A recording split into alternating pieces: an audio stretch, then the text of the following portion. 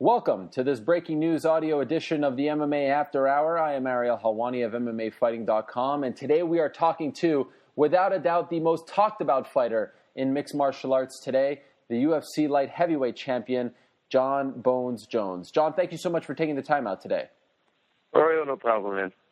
It has been an interesting week for you. I think that's safe to say. Actually, exactly a week ago, right about now, the UFC held a press conference, or a conference call, I should say, where UFC President Dana White said a lot of things about you. He said a lot about your coach, Greg Jackson, after you turned down a fight against Chael Sonnen to, quote-unquote, save UFC 151. Now that we are a week removed from all that madness, do you regret your decision to not fight Chael Sonnen? No, I don't regret my decision at all. I actually think it was a really smart, personal career decision.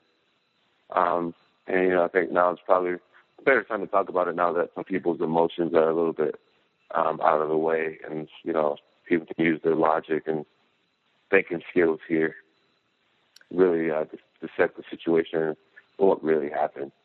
So what exactly did happen? At the end of the day, once you got this phone call and this offer and you were told that Dan Henderson wouldn't be able to fight you, why did you ultimately feel like it was the wrong choice to fight Chael Sonnen on 8 days' notice?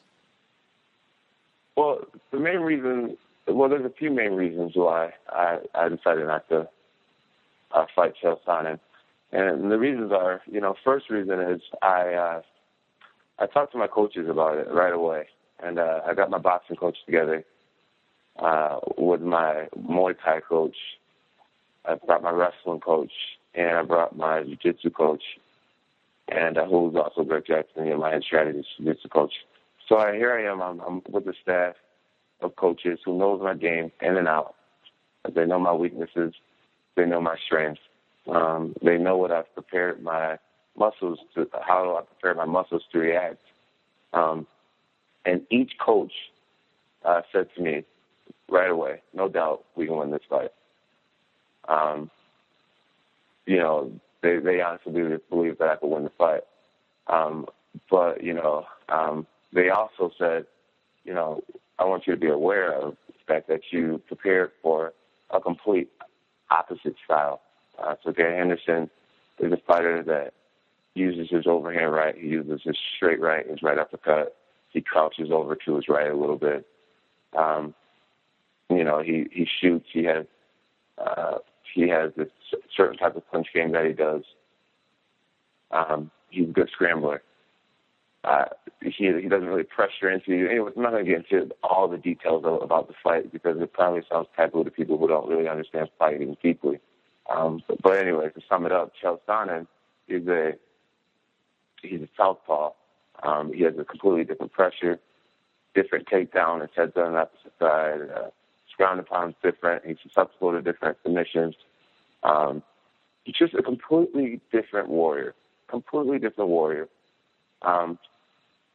So that was the main factor and the reason why I didn't want to take the fight in last minute notice. I think people don't realize that just because you're a UFC fighter, it doesn't mean you walk around every day taking fights and, thinking that you're the toughest man on the planet. I think it would have been extremely arrogant on my part to take the fight, to assume that I could beat one of the top 5, top 10 fighters on the planet without preparing for him whatsoever. That would be extremely ignorant. And then there's the case on other people's behalf, with the people that would say, well, he didn't train whatsoever for the fight. So, he's brave enough to fight you. Why aren't you brave enough to fight him? And my answer to that argument is there's guys on the street right now that would take a fight against me just to see how they would do, let alone talk about one of the top fighters in the world looking to fight me, especially one of the top fighters in the world that has absolutely nothing to lose. I don't think people realize that Chael's record in the UFC is 5-6. 5-6. And he lost his last 2 fights. So why would I put a world championship on the line against a very dangerous opponent? But for a person that hasn't even remotely earned the right to consider himself in the position to fight for a world title. That's like hitting a jackpot, and I just refuse to be anyone's jackpot. I also make it very clear to all my followers and all of the UFC fans, that the reason why I'm so good at fighting is not because I'm this freak athlete with the two brothers in the NFL and I'm just that great at fighting. It's that the reason my secret to success is being so prepared. If you follow my Twitter at all, so the only thing I tweet about is training. I tweet about how I just finished watching film again and how we just got done studying again. I'm really trying to share with young fighters the importance of being prepared and training your butt off. I train 5 times a day, and I really doubt that other light heavyweights train 5 times a day. And I study every night. So why, if I've made it so well documented that I study, like to the point where I'm obsessed, I actually use that word in tons of interviews, that I'm obsessed with my opponent. So if I've elaborated that much on how big I am on preparation, why would I go against everything that I stand for and take a last-minute fight? That makes zero sense for me and my coaching staff, my management team. So at the end of the day, this had nothing to do with Chael. It could have been Machida, Shogun, anyone else.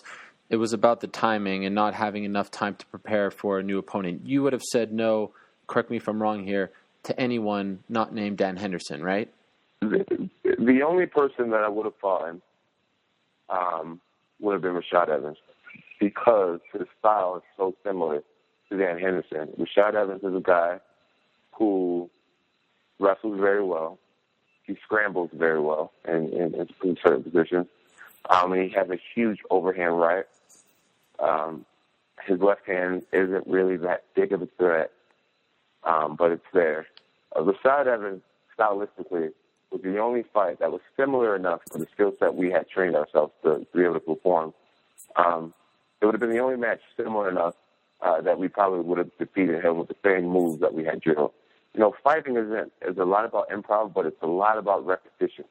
The reactions to certain counters, So Rashad Evans probably would have been the only reasonable matchup. But, anyone else outside of Chael Sonnen, I would have said no. I mean, you can't make crazy decisions like that based on your emotions. I mean, Chael Sonnen offending me and talking about my parents and things like that, yeah, that's terrible. That pisses me off. But I can't just put a multi-million-dollar career and a legacy and I'm closing in on Tito Ortiz's all-time great record. I can't put all of that on the line because someone talked about my mama. I gotta freaking think smart here. I gotta think like a warrior, like a strategist, and I gotta think like as a businessman. 2012, there's enough athletes out there that's just broke. I don't want to be one of those fighters that are fighting at 38 and 45 years old, fighting because they're old school, and that's what's cool to do. I think it's cool to win your fights decisively. It's also cool to take care of yourself and your family and your company, your business. So, and then another thing is, I clearly said that I would not allow Chael Sonnen to jump the line by using his mouth. And what was he doing? Jumping the line by using his mouth. It's like, why would I contradict myself when I clearly just said, I feel Chael Sonnen is a racist, the way he treats Brazilians. It's just totally uncalled for. I have zero respect for him. Like my fight coming up, I'm honored to fight Vitor Belfort. Vitor's a Christian like I am. He's an honorable man. He's a good, classy, clean-cut dude. This is an honor to fight against Vitor Belfort. Fighting Chael Sonnen, he's a punk. He's a thug. He calls himself the American gangster, and he freaking ratted on all of his friends in that money laundering situation, and he calls himself gangster. That's not gangster. The guy's a straight punk that uses his mouth. He won't be remembered in history because he loses. People who are remembered in history are winners, not people with big mouths. There won't be quotes by him when he's older. It'll just be silliness. Like, when I beat Vitor, all of this is just going to go away because Chael's words really hold no substance. It's just entertaining to the people who likes to see him troll people, which is cool, but it just holds no weight. But anyway, to get back to my point, I clearly said, like a week earlier, before this all happened, that I wouldn't allow Chael to jump the line. And what does he do? He tries to jump the line. Why would I accept the fight against someone that doesn't even deserve to get beat up by me? At any point in your discussion with the UFC, did they say, if you don't accept this fight, we will cancel an event for the first time ever? Did they try to convince you at the last second? That never came out? No, that is not true. That is not true. When I was talking to Dana and Lorenzo on the phone about the whole situation, they mentioned that they had no clue what they're going to do about the situation, and I apologized 1,000 times. And I told them how much I respect them and how much my job means to them. And I basically said, if you guys respect me, please understand what type of athlete I am, and that, I really love coming through for you guys. I fought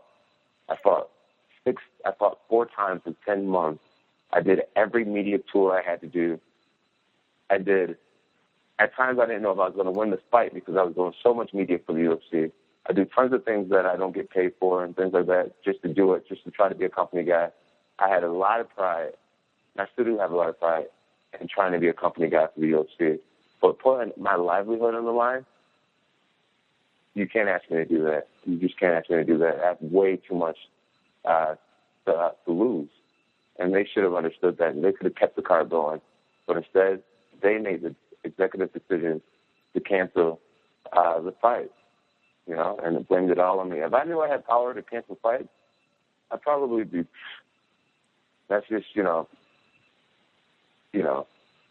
was not my fault that was the type of card that they designed. But whatever, man. Whatever, the UFC prides themselves on. We pride ourselves on having full cards stacked. Unlike boxing. Boxing has absolutely nobody, and then they'll have the Mayweather-Pacquiao fight at the end. Right? UFC is known for having beautiful fight cards from top to bottom, even the undercard. Why wasn't that the case? In my opinion, I thought it was the case. My teammates was on that card. All martial arts is beautiful to me. I would have never canceled a martial arts fight. I'm getting ready to go watch some of my teammates fight at I watch local fights all the time. I love MMA on all levels.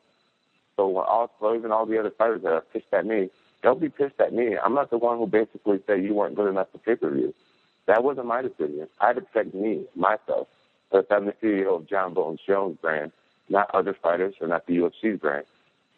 John, did you listen to the conference call either live or after the fact? It's been posted online, many different websites. Did you have a chance to listen to it?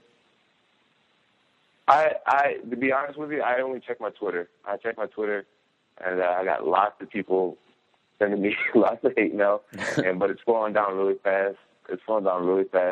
And I got a lot of supporters, man. But I don't really read these different articles and stuff like that, and the blogs and stuff. I just read my Twitter. That's about it. During the conference call, and they even sent out a press release after saying that UFC 151 will be remembered as the event Jon Jones and Greg Jackson murdered. And as you mentioned, he said stuff about, you and your money and things like that. I mean, he said a lot. The only time I ever remember Dana being this upset was after UFC 112, Anderson Silva's strange fight against Damian Maia. And one could say he was even more upset because of having to cancel the card and whatnot. What are you thinking when you at least read or hear about some of these things? Like, this is your boss. You've had a very good relationship. At least we've thought so in the public eye. And, they promoted you. They even, sponsored you and whatnot. What are you thinking when you have a conversation, you tell him your opinion and your decision, and then he goes off and talks to the media and says some pretty strong things? Did you feel betrayed? Did you feel insulted? What was going through your mind? I really felt as if I just really felt hurt by Dana because, where, yes, I did get a DWI. Outside of that situation, I've tried my best, my absolute best, to be a person who's extremely nice to all the fans, whether they're my fans or not. I try my best to always tweet positivity, and I just always try to be, just like a good dude, a good representative of the UFC. I tried, the campaigns for getting MMA legalized in New York State. I do everything they ask me to do. I really do. And, it really hurt, man. It hurt to be on that different spectrum, to be compared to Tito Ortiz. I don't complain about money. I don't complain about anything. I do what I'm told. I'm the guy who fight. I'm the champion that fights way more than any other champion. It's like, so you go from me and you being really close. I mean, at the last press conference, right after the shot, he was like, don't you just love this guy? Talking to me. And now I'm I'm just hated because I did what was right for me and my future. If I would have lost that fight, I would have simply not been the champ anymore. I mean, he wouldn't have lost up over that. I can't take rational decisions to make him happy. And I feel sorry that all the people lost that money and stuff. I really do. I mean, tons of my friends and family. I was the main event. Tons of my friends and family lost money on it. I feel terrible about that. I just thought I meant a lot more to him. I really did. And I thought we were like, I don't know. I didn't really look at him as like a boss or anything. I just looked at him as like a friend, a business partner. And I just thought I meant a lot to the UFC. And they made me feel like a piece of meat, like a total piece of meat. As if you totally, I just felt like a piece of meat, man. He just completely bashed me out. And my coach, it was just terrible, man. It was terrible. It's just good to see where I stand with him. There's no need to have any type of fake relationship in the future. I want to continue to do my best for the UFC, but it's definitely good to see what I really mean to him. Have you talked to him since? No, I haven't talked to him since at all. We haven't spoken at all. Would you like to talk to him before getting to Toronto? Would you like to try to clear the air? I'm gonna hold out before talking to him. I'll let him calm down. I understand that he probably lost out on $1 million or so, maybe even more than $1 million in advertising and things. So I'm sure he's really upset. He has his reasons to be upset. But I think he needs to realize that I really have my reasons to be upset too. And when we talk, we'll talk, and I'm sure we'll squash it. But yeah, man, I just thought he'd be way more understanding. It's real easy for somebody to who's never been in a cage fight to just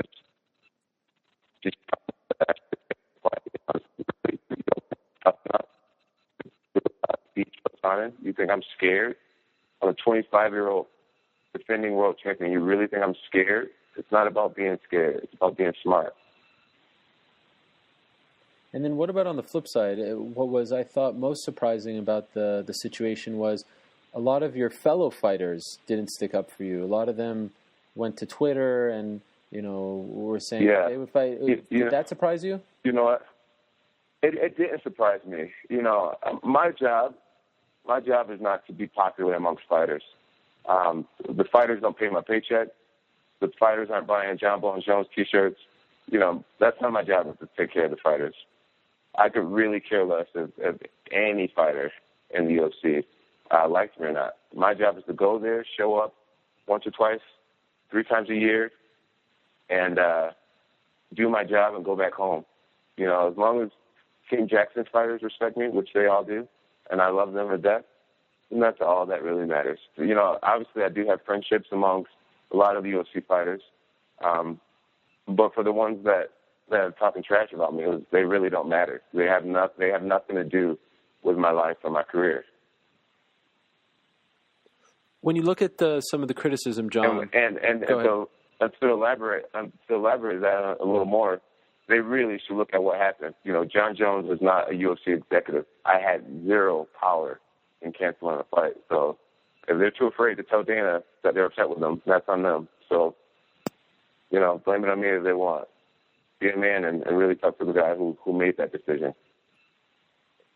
When you look at the situation and then the aftermath of the situation, did you ever have a point where you sat back and you were like, wait a second, Dan Henderson got injured 3 weeks ago and only told the UFC a few days before they made this announcement.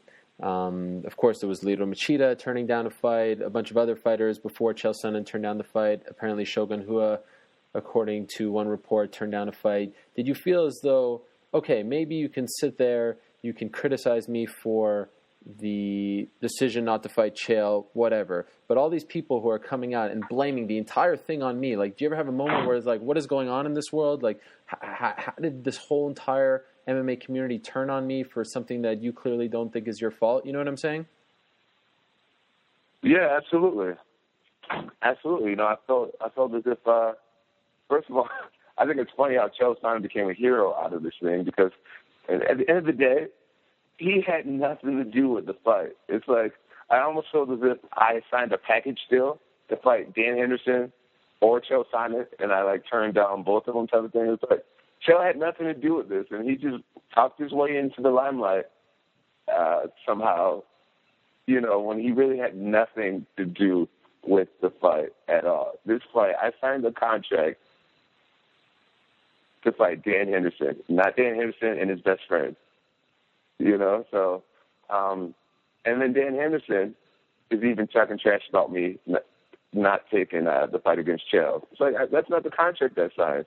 This is a business here. This is my job. I didn't, you know, that's like you signing with whoever, you know, whatever company, your main company that you work for, and then they ask you to go and do some weather. It's like, dude, I'm not going to do weather. That's not my job. If I knew I was doing weather, I would have got my weather equipment ready and all that. You know what I mean? So, I just think it's funny that, you know, at the end of the day, Dan Henderson got hurt. That's what happened. I was ready. You know, 2 weeks ago, everything was going perfect. My camp was going good. I was cutting weight. People were so excited to see the fight. And then now, I'm the bad guy. What did I do wrong, really? I didn't get hurt. I didn't cancel the fight. And then and then Lyoto Machida goes out and he says, I'm not going to fight Jon in 3 weeks' notice. And no one gives Lyoto crap. There's not one interview or article out there or anything about Lyoto not taking the fight. Lyoto said, I got 3 weeks to train for Jon Jones. That's not enough time. And I get crap for not taking the fight in 3 days? Really? You know what I mean? So, I don't know, man. There's all types of stuff going on. But at the end of the day, all I got to do is beat Vitor Belfort. And that's it. That's it. It's just like it never happened. And I want in my opinion, obviously the people that lost money on their shells and stuff will always be upset. People who bought the plane tickets will always be upset, and I got to deal with that with people in my own town. But what were you gonna say? I want to just clear something up, because there was a report today via Dave Meltzer of the Wrestling Observer where he stated that you asked Dana prior to all of this to tell Chael to stop talking trash about you because for whatever reason it was bothering you. Did you ever make that phone call? Like I said clearly to you guys, to you earlier, I have not spoken to Dana since he told me Dan Henderson was hurt. Well, I'm talking actually before. He's saying this before. This is before all this happened. Like, you remember when Chael was talking on UFC Tonight and all that? This is when you still thought you were fighting Dan Henderson. This report stated that you felt uncomfortable and you called Dana. And that is totally not true. Okay. That's totally not true. And whoever this Dave guy is who has this wrestling website or whatnot, I mean, can he even make articles like that? That's not true. Like, can you just make a rumor article like that? It's like, that's just so not true. Think about all the stuff I've gone through. DUI situation, Rashad Evans fight, Rampage Jackson. I've done with so much controversy in my short career. I'm getting used to it, and really, it doesn't even really bother me anymore. It's just what it is. So why would I lean on Dana and ask him to make somebody stop talking about me? I've heard every insult in the book. I'm starting to become immune to people's opinion about me. And that's really the key to a lot of pro athlete success, is that they don't even do social media and stuff like that. And I'm really contemplating just turning off my relationship from people altogether and just focusing on what really matters. Immediate friends, family, and being the most dominant champion I could be, you know. But anyways, to get back to what you're saying, that's not true. Okay. Really, me call Dana and ask for help with Chael Sonnen. I've gone through so much worse than Chael Sonnen. Right. He's really nothing. And at the end of the day, like I said with Chael, he won't be remembered in history. He just won't. When they talk about all-time greats, he won't be remembered in history. Even when they talk about best stare downs, Rampage will be. When they talk about some of the funny fighters, Rampage, Chael just won't be remembered in history. He won't. He'll be the guy. Actually, he will be. He'll always be known as the guy who lost to Anderson Silva and looked good doing it. That's it.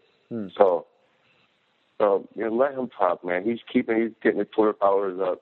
He's keeping himself in the limelight, and that's all he's doing. He's not winning any championships. I doubt that he ever will. Every time he gets the opportunity, he comes up short. And so he's irrelevant. His mouth is the only gift he has. And you mentioned, Jon, you mentioned social media. What has that been like? As you say, that's the only sort of outlet that you use to interact with people and really to get the pulse of the community. I would imagine even, we searched through your mentions. I mean, it wasn't very kind, the Right. feedback that you were getting. Right. What's it like sitting there and reading people just going off and calling you every single name in the book? It's some of it's funny. Some of it's actually really funny because people come up with really clever jokes. But I don't think people realize that the topic of the joke, like 1 week it's DUI, or the next week it's, oh, you're a chicken, or the next week it's like, oh, you the 151 killer. But people don't realize that it's always the same topic, just worded differently. So the power of the insult is kind of taken away after like the first 10 minutes of like any type of new information that comes out. But one thing I do realize is that, I have a great support base, and then I have a great hate base. But people who hate me, they actually don't realize that they're showing me how much they actually care. They care a ton. They know so much about me. Actually, my haters know more about me than my real fans do. And it's really flattering almost. So, I can't really, it's like tough skin training too. It's like I listen to it and it's like, okay, blah, blah, blah.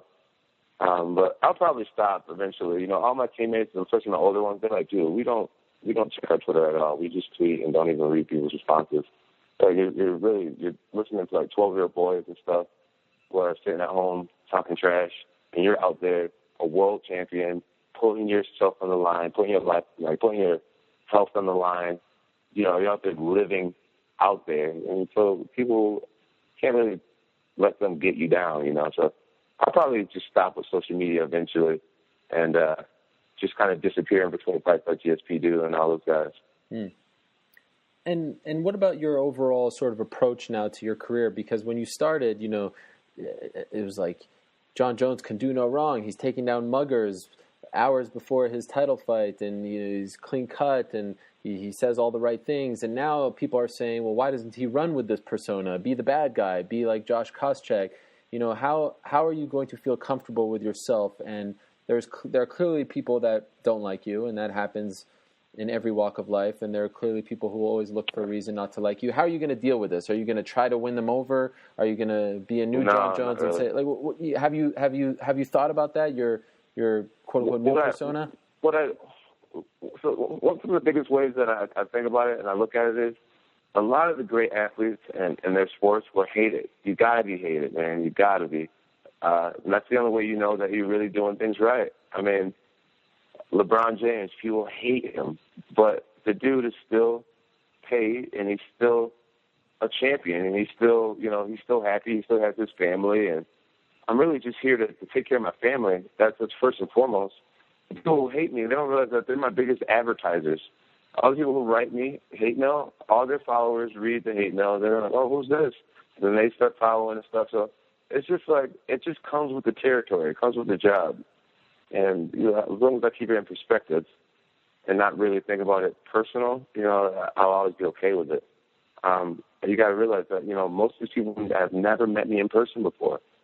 So in person, everyone meets me in person. We have pictures and we laugh and we talk. And I hear all the time, man, you're nothing like I would expect a pro athlete to be, man. You're so cool. You're so down to earth. And I got so many. So it's just like, man, people who hate me, they just never met me in person, and they They have all these interviews that they can read online every day and all this stuff that they check up on every day. And they don't realize that they're really supporting me, whether they're talking negatively or not. So I'm not going to try to win anybody over. I just really focus on all the people that really support me and love me and understand my message. You know, I get tons of compliments every day on just being the strong person that I am and being, you know, a person that, you know, people are learning little life lessons from and being inspired by and stuff like that. And that's really what it's about, man. It's about changing lives. You know, like I've said before, if I can inspire one person, just one person, to do better, to live happier, to be more confident, to attack a goal, to believe, to maybe find Christ, whatever it may be that I did that made them do something better, that changed their family's generations or changed the way they looked at things, I did my job. It's just one person. And right now I'm positive that I've impacted more than one person in a positive way. So, you know, so if it comes with an army of haters, I'm all good. Because I know the army of haters are going to watch the fight anyways, most of them. So things are good. The Jon Jones train is rolling. And people didn't like that you used the term carrying the cross when you first came out on Twitter on Saturday. They thought you were comparing yourself to Jesus, again, looking for something to criticize you. Do you regret using that terminology? No, I don't. And I wasn't comparing myself to Jesus. I'll be the first to say that there's only one Jesus Christ, and He's the Almighty. And, you know, He's the reason why I'm able to talk to you right now. He's the reason why you're able to talk to me right now. He's blessed us so much. And I would never try to compare myself to Jesus. It was an analogy, nothing more, nothing less. And Jon, how about your new sponsor, Nike? Obviously, a lot has been made of that relationship. What have they said to you throughout all this? Have they stood by you? Yeah, absolutely. You know, they don't really care about this stuff that's going on. You know, it's like it's really not that serious. It's way more important things that's going on in the sports world, and you know, it's not like the situation is not that crazy controversial. It was just a big inconvenient thing for our sport, you know, to have an event canceled. But they stick behind me 100%. It's not really that big of a deal to them. Some of the talk coming out of this has been that it's time for UFC fighters, MMA fighters in general, to unionize, have a union. Obviously, your brothers play in the NFL, both of them, and you know, there's a players' association there, and they think that things would be a little different, and things like this wouldn't happen. You wouldn't be put in these positions, et cetera, et cetera. What's your take on that? You know, man, you know, I don't really have a comment on that right now. Okay, fair enough. I wanted to ask you one other thing about Twitter. On Wednesday night, did you tweet something to Rashad about training with Vitor and whatnot, and then did you decide to take it down? Yeah. You know, I don't know what got into me. I think I was bored. I was after practice, and I was just bored. So, yeah, I tweeted him. I said something along the lines of whether him and Vitor were becoming brothers, like we were supposedly, or is Rashad going to move down to heavy middleweight. And basically, what I meant by that was like, dude, he's a clever dude. He's a sneaky dude, man. All the training sessions we had, bro, I thought it was real, you know. And push come to shove, he was paying attention and taking notes the whole time. So it's just like, dude, why are you training Vitor Belfort when he's fighting for exactly what you want? You know, are you going to move the middleweight and, you know, and let him pursue a light heavyweight title, or are you going to train with him and then turn around and challenge him? I was just legitimately curious of what his psychology is behind giving up on wanting to be a UFC light heavyweight world champion. I think everyone's jaws dropped when they announced that Vitor Belfort was fighting you, not Lyoto Machida. What was your reaction when all that happened? Like, did you see this coming? When I saw that I was fighting Vitor Belfort, I thought it would be great. You know, Vitor Belfort is a great opponent and honorable, respectful dude, man, and also a former UFC light heavyweight champion. So, no, I was really honored by it, man. I think it's a better fight than fighting Dan Henderson. You know, Dan Henderson is, with all due respect, he's just an older guy. You know, he's an older guy, and I said before, I thought he was a little bit of a one-trick pony. Vitor Belfort, man, he's a black belt in jiu-jitsu. He has great boxing. He has power in both hands. Very technical boxing. He's a much harder fight. So for all the people who really want to see me lose, I mean, they should be excited about me fighting Vitor, because Vitor, I believe, has a better chance than Dan Henderson did. So I'm excited. I'm here for the challenge. You know, I'm definitely here to fight the best guys in the world, and he's one of them. Do you think he deserves a shot at the title? No, I don't think he necessarily deserves one, but I'm honored to fight him. I think he's a great guy, and he's a hard-working guy, and you know, he definitely beat Anthony Johnson in his last fight, and Anthony weighed a lot more than him, and he showed heart and everything and took the fight anyways. So, you know, I respect Vitor a lot, and I'm honored to fight him. I think he's definitely a worthy opponent. Are you disappointed they didn't book the Chael fight? No, I'm not disappointed. You know, Chael will get his time when his time comes, and I tell you what, I'm going to beat that man silly. I really will. I really will. Do you feel as though Chael has, you know, he put out the thing about the pizza and all that. I mean, do you think he's crossed the line with any of the stuff that he said about you? No, I don't think he's crossed the line with anything he said about me. The only thing that I really didn't appreciate was he mentioned my parents with the old creativity of creating my name, Jon Jones. You know, my real name isn't Jon Jones. I have, you know, a full name. And, you know, my mom's very sick. You know, she has some pretty extreme health conditions where she's come close to not being here several times. So for anyone to speak out of their mouth about my parents, it was a little too far. It was a little too far. You know, let's keep this. If you want to promote a fight or whatnot, or you're trying to get famous, go ahead and do that. But, you know, no one should disrespect people's parents, Anderson Silva's wife, you know, country of Brazil in a whole. You know, the guy has no class, no respect. But that's what people like, man. People call me cocky and stuff, but if they like Chael, you know, that just goes to show that I shouldn't take too many people's words too seriously. Just want to touch on three last things, and then we'll let you go, and we really appreciate the time. In the conference call, Dana White said that if you would have turned down a fight against Machida, he insinuated that he would have cut you. Is that even a reality in your world? I mean, given all that's happened, does a part of you not feel like being a part of the UFC? Do you think that they would really do something like that? I mean, that's a pretty big statement to make about top 3, top 2 best fighters in the world. Yeah, you know, I heard Dana's press conference, and he never flat out said he would cut me. He said, "Oh, Ariel, don't go asking dumb questions," but he never flat out said he would cut me. So I'll just leave it at that. So they've never said that to you, that if you would turn this down or that down, they'd cut you? No way. Okay. No way. He didn't say that to me. No way. Jon, you look back at this entire situation, even going back before this was canceled, is there anything that you wish you could have done over, or are you happy with the way everything has played out for you?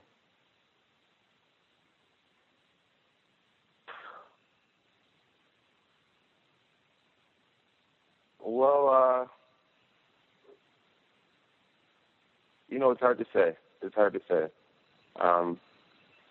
You know, outside of my, my outside the octagon UFC career decision, you know, when I got that DUI a while ago, and that's the only thing that I really regret, you know, doing. At the same time, you know, I'm really grateful that it happened to me because, you know, it was a major wake-up call for me to just mature even more and do things better in the future and not make dumb decisions like that when I'm under the influence. So, you know, outside of that situation, everything else, man, is going smooth, man. You know, like at the end of the day, like I say, man, some things will stick, some things will last, some things just won't. You know, truth will always last. Truth lives forever.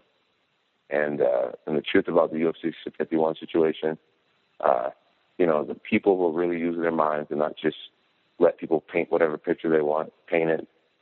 You know, people that use their own logic, they'll know that I did the right thing in the long run. So I really have no regrets outside of that decision that I had made at one time, and outside of that, we're doing good, man. And just finally, how do you think it's going to be in Toronto? Fight week, you'll be around Dana, you'll be around the fans, the reporters. Is this something that you're dreading? Are you looking forward to it? Do you think it will be awkward? No, it's not going to be awkward. It might be a little bit awkward, when me and Dana talk, but outside of that, I'm excited, man. I got tons of people from New York that's going to be coming to the fight. A lot of people in my hometown couldn't afford to fight. And like I said, I am sorry again to all the fans that missed out, on getting rebates on their flights and stuff. But at the same time, a lot of people from New York will be able to make it to the fight. Canada should be cool. I love fighting in Canada, and everything happens for a reason. So we keep moving forward, man. Jon, I want to thank you for the time. Thank you very much. It's been an honor getting so much time with you. Good luck. UFC 152 goes down September 22nd, Air Canada Centre in Toronto. Jon Bones Jones versus Vitor Belfort for the UFC light heavyweight title. Best of luck to you, Jon. Hey, thanks a lot, Ariel. You're good, my friend. And one final note before we go, if you're listening to this on Tuesday, September the 4th, be sure to tune into a very special edition of UFC Tonight on Fuel TV. This evening, 10 p.m. Eastern, 7 p.m. Pacific, I go one-on-one with UFC President Dana White to talk about everything surrounding the cancellation of UFC 151, and he even responds to some of the comments Jon Jones made on this very podcast. I assure you, you do not want to miss it. Until then, thank you so much for listening to the MMA After Hour.